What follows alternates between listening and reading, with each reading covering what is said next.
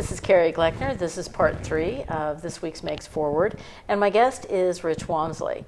And we've talked a lot about your job. We've talked about things, innovative things that Meigs County's been doing that's catching on national attention. But tell me a little bit about, why are you here? What do you do? I mean, why are you here? But I mean, why are you in Meigs County? Why did you choose to stay in Meigs County? Well, that's a interesting conversation. I deal with a lot of people, throughout the county, and you hear people all the time say, "I can't wait to get out of Meigs County. I don't like this place. I can't wait to leave." Guess where I find them out a month after I've talked to them about it? Back in Meigs County, because this is where they came from, and they missed it a month later after them talking so much bad stuff about it. Mm-hmm. They missed being here. I put things on my Facebook page all the time. I don't like to talk I or me, but I'll go down through Middleport first thing in the morning on the way to work, mm-hmm. and you have people like Tim King with Ace Hardware standing out on his parking lot when you drive by, and you'll see him giving this number here. What better place can you be? It's just, you just feel like everybody in the area is somebody. You're not just a strange face. You are somebody. Mm-hmm. I just enjoy it. It's fun to be able to work with. If you mention that you're going to raise money for the dog shelter, I know you mentioned this. The Polar Plunge. The Polar Plunge. Polar Plunge. Yes, okay. jump in the Ohio. Some of you remember that. that was. Oh man, how cold was it? It was 32 degrees. It was. I mean, I just remember. All I remember is there was ice everywhere, because there was ice and snow, and the parking lot was treacherous, and it was right down here on the Pomeroy Levee, and it was insane. I didn't jump in. We've done I did help with the press did sponsor the trophies, yes. but did not jump in. Yes, you were the smart one of the bunch. I was not going to do that. Take care of a trophy. You were the smart one of the bunch. Yeah. I was on top of that. So the Polar Plunge, we've done it a couple different times for a couple different things. One being for a little girl with diabetes, who's just really, really close to my heart. Think the world of her. Another time that we done it was for the dog shelter. And if you mention, this is what I liked about this area, if you mention the dog shelter, and I know it's the animal rescue, I'm still so used to saying the dog shelter. Or the dog pound. Yes. Most people refer to it as dog pound. The dog pound, I hate that. Yeah. It's what is it, canine rescue? Yes. But if you mention animals, if you mention animals in this area, people will come out from the woodwork to help you out. I don't care. They will bring money by the buckets, or kids. So we're going. Let's jump in the river. Let's have this idea of just jumping in the river just for a second, and you get back out. You don't know which way's up, but you get back out. And we raised that time, I think it was a little over $7,000. Mm-hmm. Filled the parking lot clear full of spectators just to watch some crazy people. One of the things about that is you could wear a crazy costume. You could, yes. My fiance was one of those people that jumped in there. Your fiance and I went in together. That's right. Yes, we did. I've still got video of that. Yeah. Somewhere I've got it too. Yeah, I'll give you an attaboy, Brent. Good job. We were together then, but yeah. But yes, that's the thing about this area is if you have a heart for something that's going on here in this area, 9 times out of 10, other people do too. If somebody is homeless and you say, this person does not need to be sleeping on the ground, what are we going to do about it? You're going to get construction workers that's going to come out. We've proven it. We've proven You've done it. We've done it. This person doesn't need to be laying on the ground. What do you have? You got a bunch of construction workers out there building roofs and walls and all that good stuff, But I know we talked about what have I done or something like. It's this county, this area. You've got. I mean, just like you. I mean, you have an interest in some of that. You've seen that stuff that happened. You've been a part of it. So what do? You haven't forgot about it. You're part of the team. And that's the way everybody here in the county is. If I mention something about these people jumping in the river, you see how many people come out. It's not one person that does something like that. It's the entire community. So what is it about Meigs County? What's the terms that Perry and the late Steve Story use? Obnoxiously proud of Meigs County. This place is awesome because everybody comes together. It's a team. So. A team, though, needs somebody to start to get things going, and I know that you've done that, and I know you don't like to take credit for that, and that is, and I understand that. But that's one of the reasons why I wanted to have you on here, though, not to just talk about that. And it is having that concept of just make it better. It is. Make tomorrow better than today. That's really that's the whole point of Meigs Forward. I say that at the end of our newscast.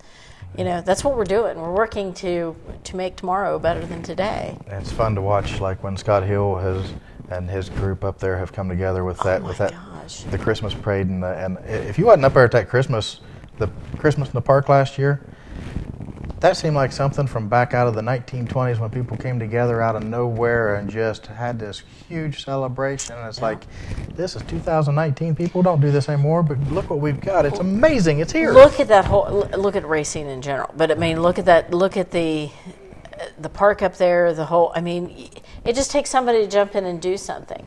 And that's one of the reasons why I wanted to do this. Anybody can jump in and do something. Anybody can decide to step up and be a leader. Anybody can just get the ball rolling. And I know that you've been involved in some things that have just been an idea. It's just been a discussion that started on Facebook that turned into action. Maybe it wasn't always you leading that up, but it was somebody then picking it up. Correct. And again, it's all about making tomorrow better than today. Yeah, I mean, you look at the memorial Christmas trees that's going up in Middleport. Mason's got them. Racine's going to have them. Gallipolis is a beautiful place at Christmas time, but you see these memorial trees and these different things. And if you've never walked up and looked at a memorial tree for Christmas, I mean, I've got cold chills just thinking about it because if that don't bring a tear to your eye to see a memorial tree that a family has fixed up, is amazing. I just love it. The ones that get me, Children. and if I think about it, actually the ones that get me are, and they do them in Gallipolis. I don't know if anybody's planning on doing this locally or not, but the ones that are military. Military, yes. And you walk up and it's a Marine tree or it's an Army tree, and it just there's your locals again, showing that support. It's just somebody just saying, hey, thank you. Sometimes maybe it's all branches of the service.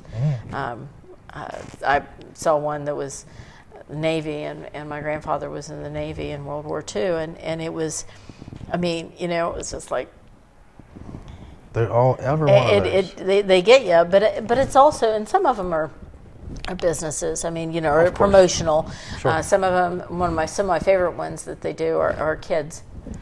But they just do like a class, school class. Does something, and they've got handmade stuff on there. That's fun. But the businesses is nice to see too, because it's showing that the businesses are supporting what these villages are doing. And I mentioned Scott with Racine, but all these villages are doing it. And it's just good to see these villages throwing this stuff out. And that's all I've heard here lately is, hey, make sure we got people coming for the Christmas parade. That's turned into a big thing. Last year there was, what was there, 17 or 18 Jeeps? The only reason I knew that's because I had my Jeep in it. We had grain deer coming off the front of it, and they were all decked out in lights and stuff. That was so much fun.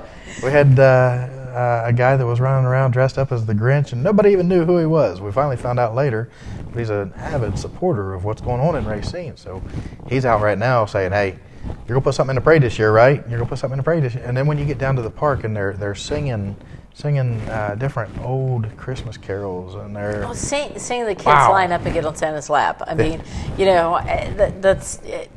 It was very much something that you expected to see out of an old-fashioned postcard or something. But that's what Meigs County is about. We have something here that other people don't have. Mm-hmm. We have that sense of community, and it's all about being a part of that. And maybe you need to just put your vehicle in a parade. Maybe just make somebody smile.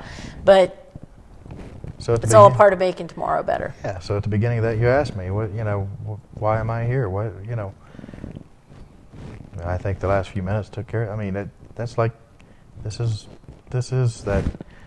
What was that old Christmas movie that was out where Jimmy goes? It's a Wonderful Life. It's a Wonderful Life. Yes. What better place can you be? It's just.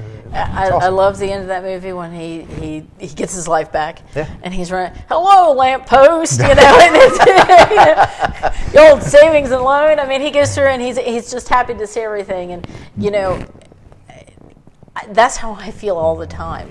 When I drive through Pomeroy, when I drive through Middleport, when I drive through Racine, when I drive through these places, this is home. For a while I lived, it was about, I think, 7 years or so, lived outside of the county, and I chose to come back. Right. And I was one of those people when I was growing up, I'm going to leave and never come back. Yeah. Believe it or not, that's what I always said. And all I wanted to do was come back. Mm-hmm. And I wanted to make my community better. And I wanted to have community because I didn't find that sense of home and community in other places. That right there. Okay, so like when we moved to the country here about 2 years ago. When we first moved out there, here we go with Christmas again. We would come home and there would be a tin of cookies sitting on our porch, or a great big poinsettia. I don't know if I said that right. Some people say poinsettia. I don't know whatever it is. That real pretty flower at Christmas time. There's one of those sitting on my porch. Cool. And it's like, where did this stuff come? Because I'm not used to that kind of thing. That's living in the country. Well, yeah. Rich. So what do? I tell my wife, I'm like, we gotta get to baking cookies. Yeah. She said, how many cookies we got to make? I said, I don't know. We got a bunch of neighbors. We got to start baking cookies. She's like, oh, here we go. So we went to town on cookies. You have a miscommunication with my grandmother. Her thing was pies. If there was an issue or a miscommunication or anything, you got a pie. So, I haven't been able to find that, but, I'm gluten free though, so Boy, but that kind of stinks for me. I'm allergic to wheat, but So for otherwise, miscommunication, you get a pie. Man, I'll tell you what. She did that. My grandmother always said you catch more flies with honey, and I can remember there was an issue that I had in school with the principal at the time, Miss Jennings Bagel, if you went to Southern, there was an issue there with some things that was going on, and my grandmother brought in pies. She brought in a bunch of pies. And I remember there's one teacher, it was Jim Wickline. He goes, well, you won't fix me a pie. And she goes, what kind do you want? Next day she comes in, here's a pie. That's the kind of stuff that you get in. That's the kind of stuff We're going to get that in the city. It's not going to happen. I mean, I'm not knocking the city by any means, but that's what I like about this little area. And there's little areas all across the country that are like ours. Mm-hmm. But this is where I go past the hardware. We're a different duck here, though. I mean, Well, this is where I can go past the local hardware store and Mr. King, the owner, is standing out there waving at me in the mornings when I go by. I mean, it's just so. It just brings you. And he's looking for you. He is. He's looking absolutely for because I can guarantee you, and I will say that King's is one of the sponsors, been a long-term sponsor on the Meigs Independent Press, which we appreciate. But the fun thing is Tim pays attention. He's looking for you. He was telling us one time about the amount of cars that he knows. He can tell you the car count that goes through and he can tell you point blank, Middleport is not dead. Do you know that he can tell? I mean, he can give you the numbers on that. He even patched some of the streets on his own here not too long ago. There was a couple places that needed, and I'm not saying that it should have been done otherwise. I'm just saying that Tim took it upon himself to get some cold mix and go down and just clean up so that people like me can go through there without. There's a walking path in Middleport because Tim King didn't want to give it up. I mean, he's one of those people that is, and there's a level of stubbornness that the people have here. But it's a good level. I mean, it's a good thing to have. It's a good thing to say, I see something that needs to be fixed. It needs to be done. I love it. That's what I like. I like that. Something. Sometimes you have to be a bulldog. Yes. But there you go. That's those people that are stepping out to make things happen. I mean, it's perfect. And I like to see that. But yes, I have talked to him before, and he says, "Do you realize that the car count in Middleport has increased by such and such?" And I'm like, "Really? Wow." But tell me that's not somebody that cares about the community. But he does, and it's all about, and that is 100%. I mean, and not making light of that whatsoever, because he is very focused on Middleport's success, but he's also it's the county overall, because when one part of the county suffers, all of the county suffers. Right. And that's one of the things. I mean, success breeds success. Correct. I feel like I'm tormenting here a little bit on Tim. Love him to death, you know. Yeah. But and the same I thing do. with Scott in racing. Scott, I mean, he's just hand over fist going after stuff. That new water park up there is just wow. You know, where was that when I was younger? You know, I could have played in that. He didn't want just a little tiny. Well, I mean, He went after what he wanted. I saw that the fire department just recently got a pretty big sponsorship. It's a loan, but it's a no-interest loan. It's $300,000. But the thing is that's money that locally people in Racine don't have to come up with, because the truck that they're looking at is $500,000. It's over $500,000. They're going to reuse some of the equipment, but if they didn't reuse some of the equipment, it was it's $1 million vehicle.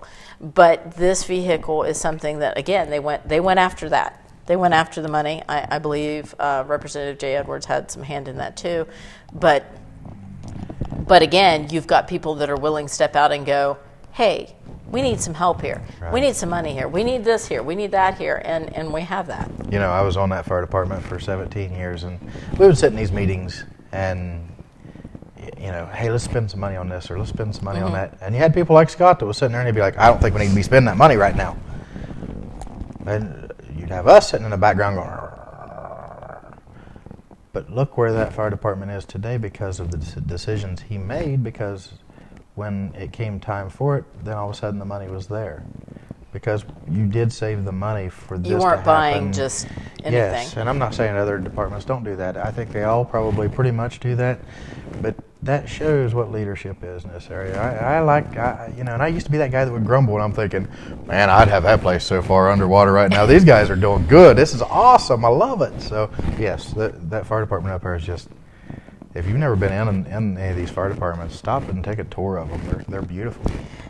It's amazing what we have, and that's a conversation that is definitely, we're going to be focusing on some of the things that are volunteers, and every department in Meigs County is a volunteer fire department. But give us a final thought. Final thought.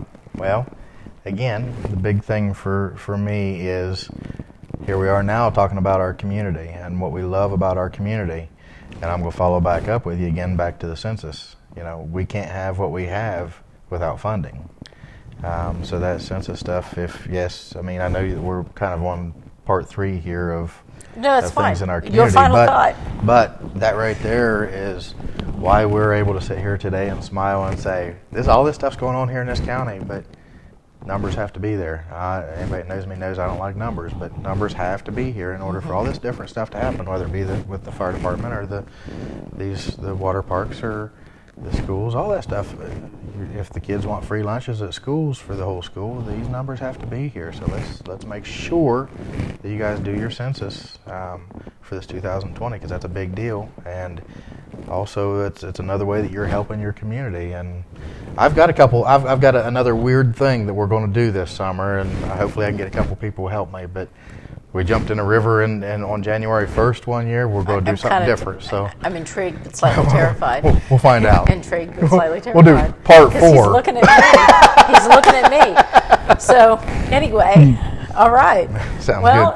This is Carrie Gleckner with Meigs Independent Press, and my guest this week on Meigs Forward has been Rich Wamsley, and we'll be back next week with somebody else in the community that has helped making tomorrow better than today. Carrie, I do appreciate you having me, by the way.